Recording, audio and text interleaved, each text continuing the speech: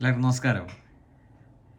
ഇന്ന് കേരള നിയമസഭാ സമ്മേളനം ആരംഭിച്ചു. ഇന്ന് വളരെ സന്തോഷത്തിൻ്റെ ഒരു ദിവസമാണ് എന്നെ സംബന്ധിച്ചിടത്തോളം. അതിൻ്റെ കാരണം ശ്രീ രാഹുൽ മാങ്കൂട്ടം തന്നെയാണ്. പാലക്കാടിൻ്റെ MLA ശ്രീ രാഹുൽ മാങ്കൂട്ടം ഇന്ന് നിയമസഭയിലെത്തി. അത് എന്തുകൊണ്ടാണ് അദ്ദേഹം വീട്ടിൽ തന്നെ ഇരുന്നതെന്നൊന്നും ഇനിയും പറയേണ്ട ആവശ്യമൊന്നുമില്ല. പക്ഷേ 28 ദിവസമായിട്ട് വീട്ടിൽ തന്നെ കഴിഞ്ഞിരുന്ന ശ്രീ രാഹുൽ മാങ്കൂട്ടം ഇന്ന് നിയമസഭാ സമ്മേളനത്തിൽ എത്തിയത് വളരെയേറെ സന്തോഷം തോന്നിയൊരു നിമിഷമാണ്. ഇന്ന് അദ്ദേഹം നിയമസഭയിൽ വന്നില്ലായിരുന്നെങ്കിൽ എന്നെപ്പോലെയുള്ള ആൾക്കാർ, അദ്ദേഹത്തെ സപ്പോർട്ട് ചെയ്ത എന്നെപ്പോലെയുള്ള ആൾക്കാർക്ക് അതൊരു വലിയൊരു വേദനയും വിഷമവും നിറഞ്ഞ ഒരു ദിവസം ആയിത്തീർന്നേനെ. ഇന്ന് വളരെയേറെ സന്തോഷം. രാഹുൽ മാങ്കൂട്ടം എന്ന യുവ MLA, കോൺഗ്രസിൻ്റെ ശക്തനായ MLA, ഈ 30 ദിവസമായിട്ടും ഒരു തരത്തിലുള്ള ഒരു കേസിലും പ്രതിയല്ല എന്നറിയുന്നതാണ് അതിനേക്കാളേറെ വലിയ സന്തോഷം.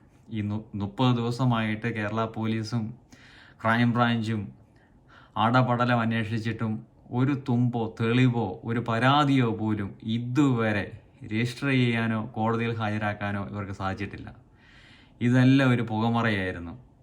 രാഹുലിനെ എങ്ങനെയെങ്കിലും തകർക്കുക, അവൻ്റെ ഇമേജിന് കളങ്കം വരുത്തുക, അവനെ പൊക്കിക്കൊണ്ടുവരാതിരിക്കുക, ചവിട്ടി താഴ്ത്തുക എന്നുള്ള ഒറ്റ അജണ്ടയുടെ ഭാഗമായിട്ടാണ് ഈ കാര്യങ്ങളെല്ലാം നടന്നതെന്നുള്ളത് വ്യക്തമാണ്. എന്താണേലും ഇന്ന് ശ്രീ രാഹുൽ മാങ്കൂട്ടം നിയമസഭയിലെത്തുകയും നിയമസഭാ സമ്മേളനത്തിൽ പങ്കെടുക്കുകയും ചെയ്യുകയാണ്.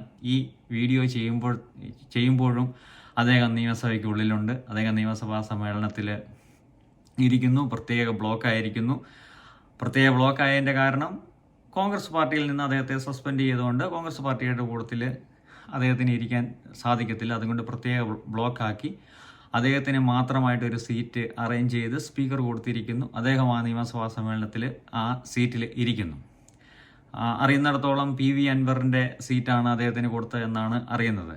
എന്താണേലും അദ്ദേഹം ഇന്ന് നിയമസഭയിൽ എത്തിയത് വളരെയേറെ സന്തോഷം തരുന്ന ഒരു കാര്യവും അഭിമാനം തരുന്ന ഒരു കാര്യവുമാണ്. കാരണം അല്ലെങ്കിൽ ഈ വിഷയം ഉണ്ടായ അന്ന് തൊട്ട് ഇന്ന് വരെ അദ്ദേഹത്തെ സപ്പോർട്ട് ചെയ്ത ലക്ഷക്കണക്കിന് ആൾക്കാർക്ക് ഒരു മറുപടി ഇല്ലാതായി മാറിയാനെ. അദ്ദേഹം ചെയ്തതാണ് തന്നെ ആൾക്കാർ പറഞ്ഞേനെ.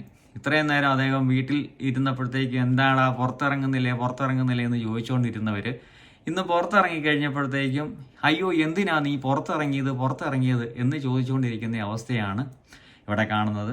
അദ്ദേഹത്തിന് നിയമസഭാ സമ്മേളനത്തിൽ പങ്കെടുക്കാതിരിക്കാനുള്ള ഒരു യോഗ്യതക്കുറവും ഇന്ന് വരെയില്ല, ഇപ്പോൾ വരെയില്ല.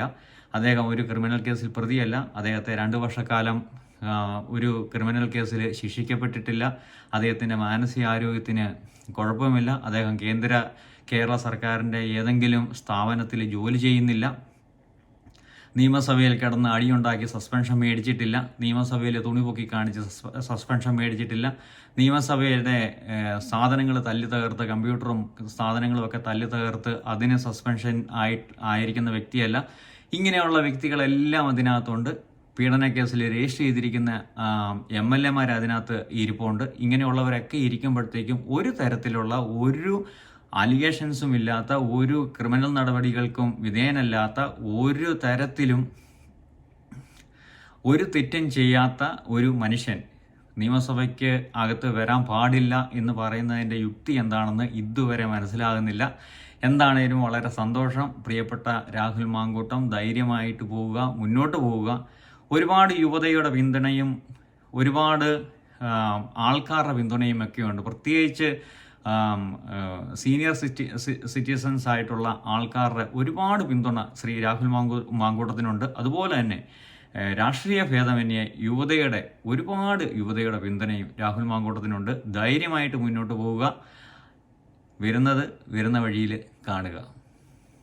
നന്ദി.